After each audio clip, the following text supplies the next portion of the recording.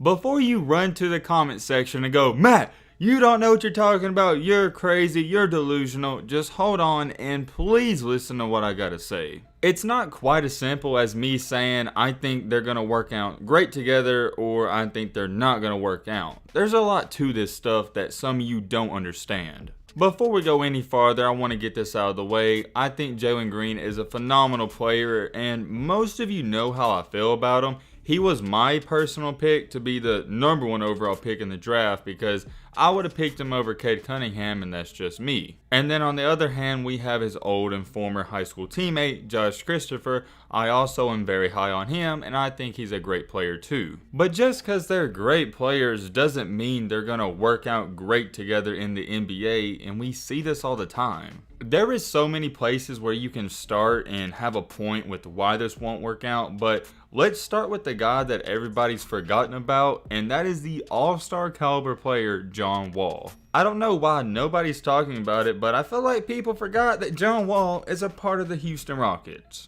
All I see everybody talking about is Kevin Porter Jr. and Christian Wood, and they're great young players on the rise, but you gotta remember John freaking Wall is on this team, and he's really good. In 40 games for the Rockets last year, John Wall put up 20.6 points, 6.9 assists, and 3.2 rebounds per game. Not too shabby. And then you gotta remember too that Kevin Porter Jr. was going off on multiple occasions, but they was still struggling. So right there, you already had two, I'd say, good/great players going into the draft. And there's also a main reason as to why they had the second overall pick, because last year they were awful. The Rockets, even with John Wall putting up 20 points per game and Kevin Porter going off on multiple occasions, finished the season 17-55. Do I need to even speak on last year, because this team was very bad?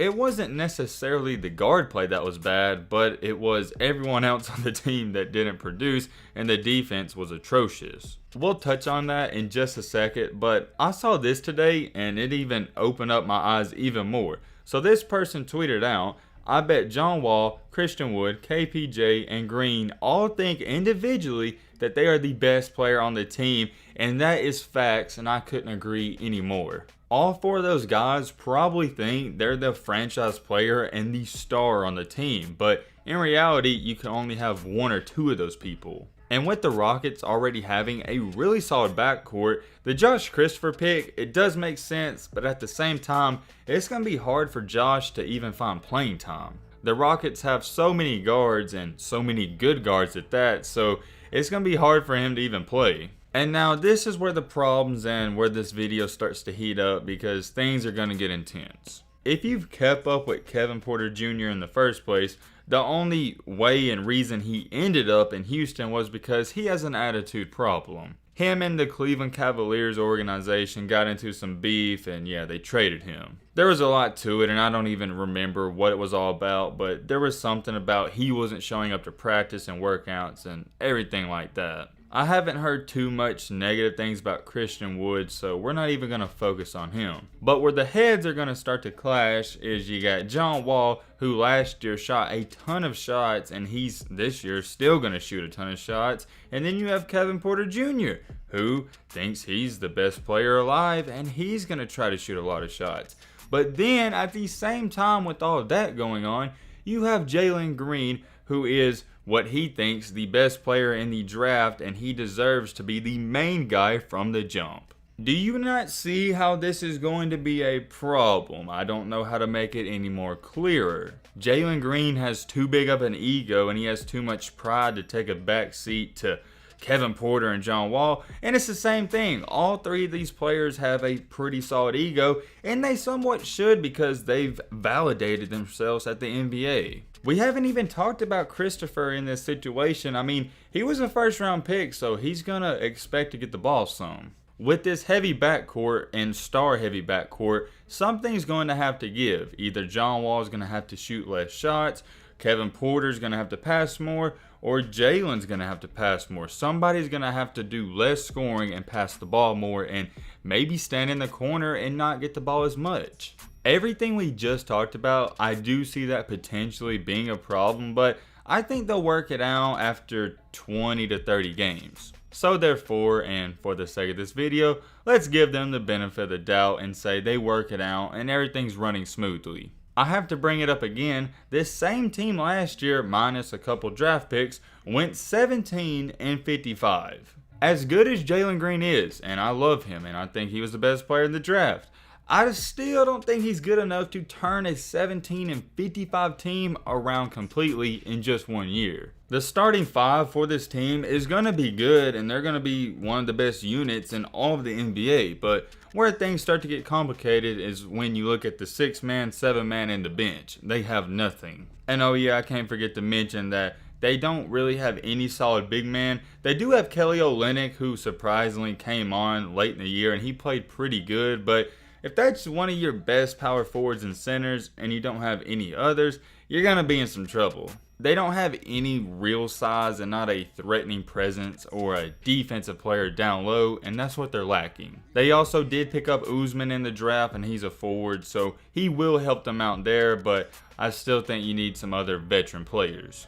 I have a hard time seeing and believing that this team can even be 500 and win more than half of their games because their defense was so bad last year. Josh was good at defense at Arizona State, and Jalen, he's not known as a defensive player, but still, I don't think Christopher alone can be the anchor of the defensive team. And then two, how can we not forget to mention that the people who run the Rockets and the entire organization is a major L. I'm going to ask you guys this question. Do you think Jalen Green right now is better than James Harden or could potentially be better? James Harden in his prime at Houston, as good as he was and as good as some of his teams were, still weren't good enough to win a championship. And this team currently that Josh Christopher and Green are going to is much worse than James Harden's teams. So even if Green is 5 times better than Harden, his supporting cast isn't all there. They have the guard play. The guards are going to be fine, but it's the small forward position and the power forward and center. And once again, I know they got Kevin Porter Jr. and Christian Wood, but they play more like shooting guards. Well, Christian Wood isn't really a shooting guard, but the main point I'm focusing on is they don't have any bench play and no second role players. I also saw this today on Twitter, and I honestly feel like it could be something that's right. Jalen Green, he doesn't want to be in Houston. He can say he does, but he didn't even want to go there. He's more of a California person or a big city person. I think there's probably a 85 to 90% chance once his rookie contract is over with, he's going to go to a big market team. If you know Jalen Green, you know what I'm talking about. He's a big city guy and a big market guy, so I don't see him being in Houston too much longer, even if they do have some success. I know it's kind of crazy to say that, but it's something to think about. We really haven't talked about Christopher, aka Jacob, too much in this video, and well, I don't know where to start with him. If he does play on this team, I could see him playing the small forward position, and he could be a very valuable player for them. Jacob and Jalen, it didn't matter where they were going or what team they're going to. I think they're both so good that they're going to thrive and be very good in any system on any team. The only problem is, and the answers that we need, is that how big will their roles be on the team? I think Jacob was one of the most slept on players in the draft. Even though he did go 24, I think he has lottery potential, and he can be an all-star player in 2 to 3 years if he's on the right team and system. I don't think Jacob's in the best position, but I also don't think he's in the worst position because nobody's talking about him and he's living in the shadows. So he has no expectations really, so if he does underperform, he's not going to get too much backlash. But if he exceeds expectations, his brand and market will rise even more. Let me know what you think about this down below in the comment section. But with all that being said, that's going to wrap up this video. I hope you guys enjoyed. Hope you guys learned something. If you're new to the channel, hit that subscribe button, join the family. I messed up, you know how it goes. And as always, let's be great, mind your peace.